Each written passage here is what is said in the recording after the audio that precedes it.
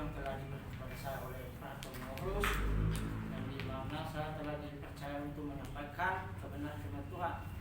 Begitu juga kepada Bapak Ibu dan saudara-saudara yang telah hadir di tempat ini, yang dimana telah siap untuk mendengarkan firman yang saya sampaikan. Baik, langsung saja.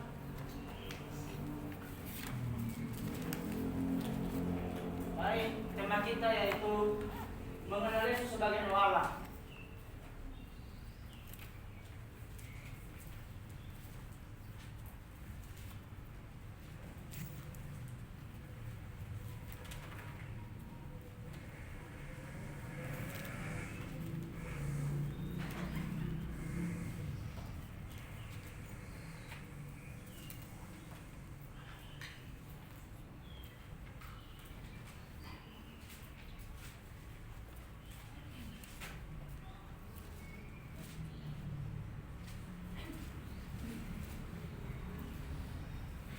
Sekali lagi tema kita itu mengenal Yesus sebagai Roh Allah. Bagaimana kita mengenal Yesus sebagai Roh Allah? Dan mengapa kita mengenal Yesus sebagai Roh Allah? Baik, saudari-saudari, sedikit saya menjelaskan apa itu yang dimaksud dengan Yesus, mengenal Yesus sebagai Roh Allah. Nah, saudara-saudari, karena kita sebagai umat manusia yang telah diciptakan Tuhan, telah diciptakan segambar dan serupa dengannya, sehingga kita sebagai manusia harus mengenal Yesus sebagai Roh Allah. Dan begitu juga dengan kita mengenal bahwa Yesus itu telah menjadi penebus dosa kita, yang dimana Tuhan Yesus pada waktu itu rela mati di atas kayu salib untuk menebus dosa kita semua sebagai umat manusia. Nah, baik, langsung saja. Baik, firman Tuhan yang kita renungkan yaitu Yohanes 4 ayat 26 sampai 26. Kita buka Yohanes 4 ayat 24 sampai 26. Baik, saya akan membacakan ayat yang pertama, dan saudara coba yang ke 25, dan yang seterusnya saudara cewek yang membacakan. Baik, dengan periko yaitu penampakan percakapan dengan perempuan Samaria. Allah itu roh, dan barang siapa menyembah Dia harus menyembahnya dalam roh dan kebenaran. Saudara cowok. Jawab perempuan itu kepadanya, aku tahu bahwa Mesias akan datang, yang disebut juga Kristus. Apabila Ia datang, Ia akan memberitakan segala sesuatu kepada kami. Kata Yesus kepadanya, akulah Dia yang sedang berkata-kata engkau. Amin. Baik, terlebih dahulu kita lebih ingin tahu latar belakang dari kitab Yohanes ini, yang dimana penulis kitab Yohanes ini adalah Yohanes sendiri. Pada tahun penulisan 1040, pada tahun 40 sampai 140 Masehi, dengan tema mengenal keilahian Yesus sebagai Putra Allah, pendamaian Kristus, kehidupan kekal dan Roh Kudus perlunya dilahirkan kembali, pentingnya mengasihi orang lain, dan pentingnya percaya kepada Juru Selamat. Dengan tujuan penulisan ini yaitu untuk menunjukkan orang lain untuk percaya bahwa Yesus lah Mesias, Anak Allah, dan supaya kamu oleh imanmu memperoleh hidup dalam namanya. Baik, langsung saja. Bagaimana cara kita untuk mengenal Yesus sebagai Roh Allah? Yang pertama yaitu hidup yang dipenuhi oleh Roh Kudus.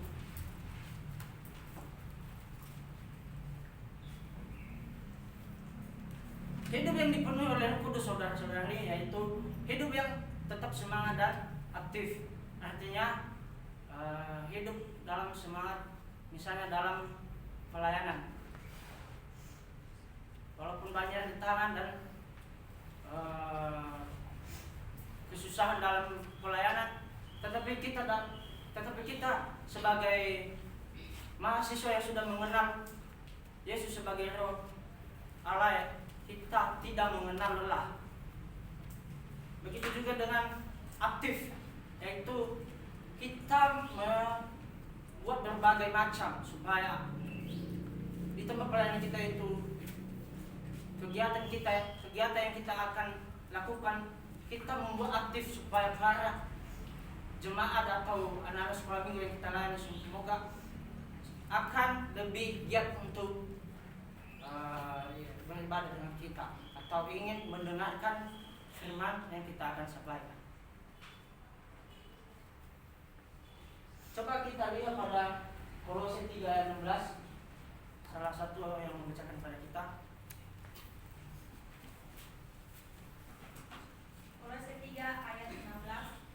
Hendaklah perkataan Kristus diam dengan segala kekayaannya di antara kamu, sehingga kamu dengan segala hikmat mengajar dan menegur seorang akan yang lain, dan sambil menyanyikan mazmur dan puji-pujian dan nyanyian rohani, kamu mengucap syukur kepada Allah di dalam hati.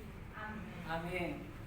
Nah, yang dimana pada Kolose 3 ini ayat 16 ini mengatakan kepada kita yaitu berhikmat.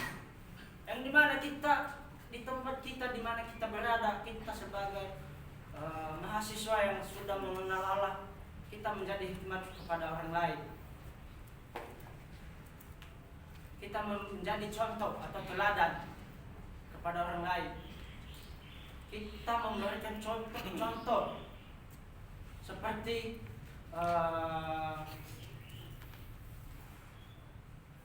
Paulus, yang dimana Paulus pada waktu itu ia tidak mengenal Allah, mengenal Yesus. Dia menyiksa atau membunuh hamba-hamba yang setiap akan menyampaikan kebenaran firman Tuhan di setiap daerahnya.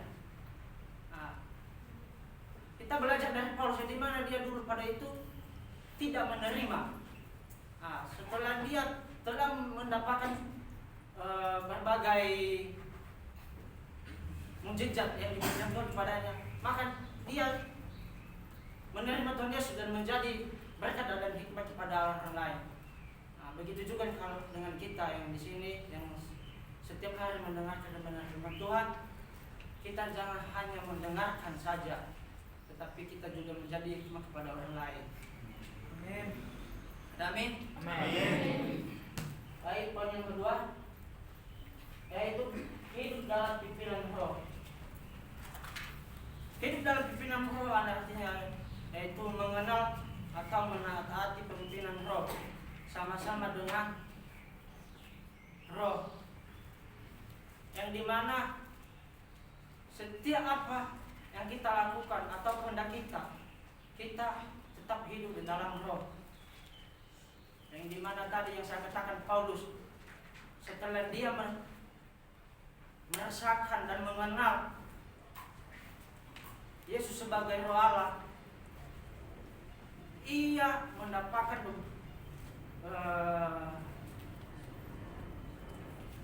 hidup dalam pimpinan roh, yang dimana Tuhan akan memberikan berkat atau kemuliaan.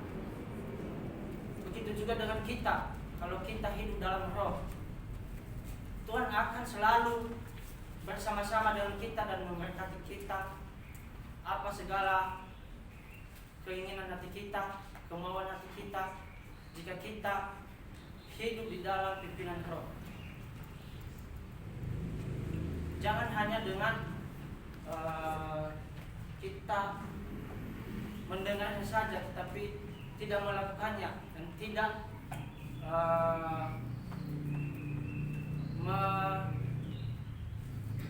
merenungkannya dalam hati kita atau membawanya ke dalam hati kita sebagai contoh dan teladan. Coba kita buka pada Galatia 5 ayat 25.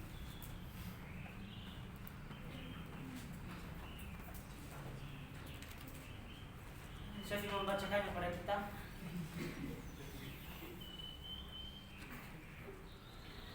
Jikalau kita hidup oleh roh, baiklah hidup kita juga dipimpin oleh roh.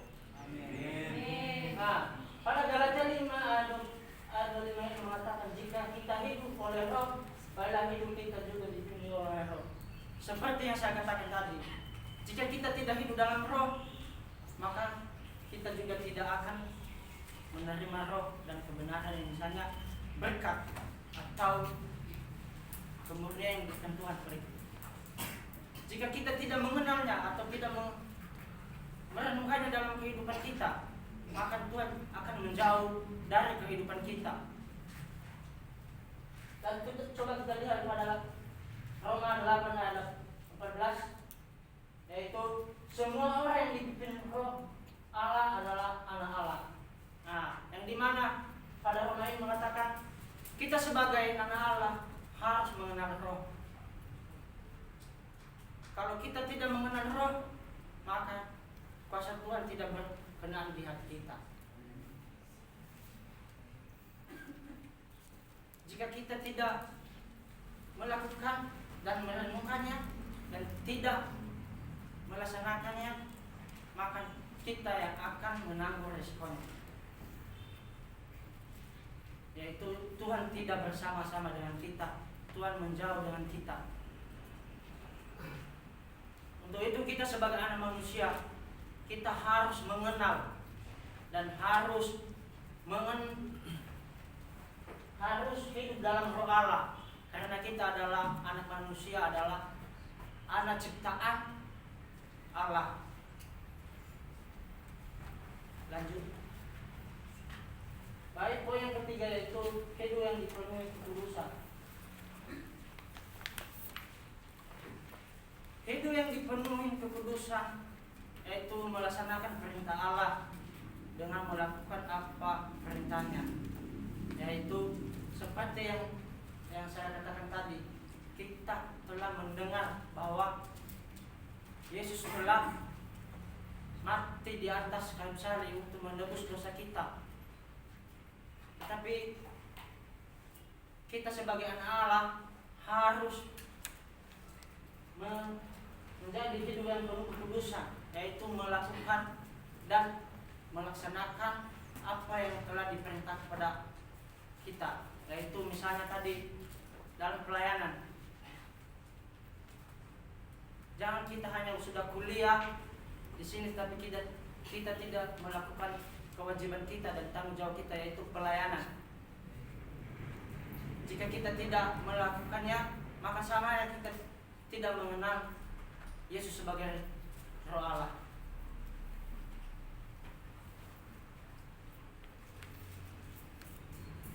Jangan hanya kita sebagai si begu.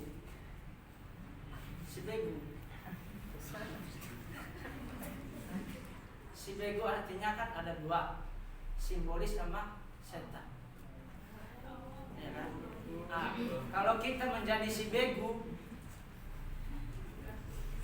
maka kita sia-sia.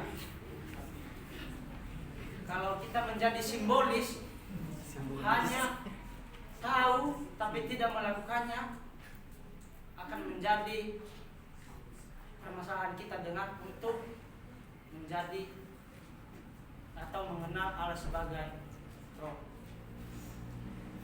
Tapi lebih parahnya lagi, kalau kita menjadi setan.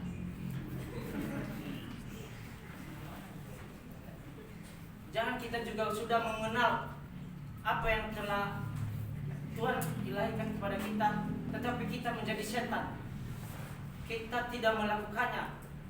Seperti yang saya katakan tadi, Paulus sebelum dia mengenal, dia menyiksa dan membunuh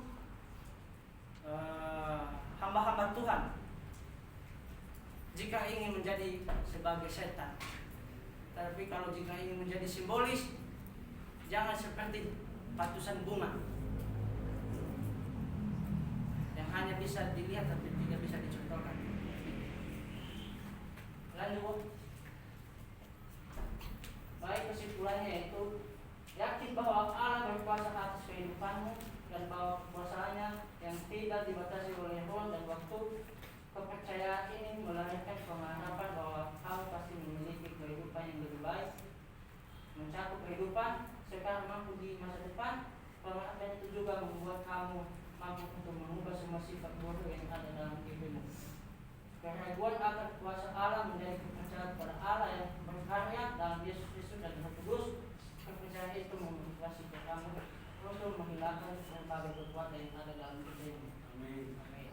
Baik, aplikasinya dalam kehidupan kita yaitu mengenal Yesus dengan sungguh atau serius, melakukan apa yang telah diperintahkan Allah, memberikan contoh dan teladan kepada orang lain, menjadi perwira Injil untuk Yesus.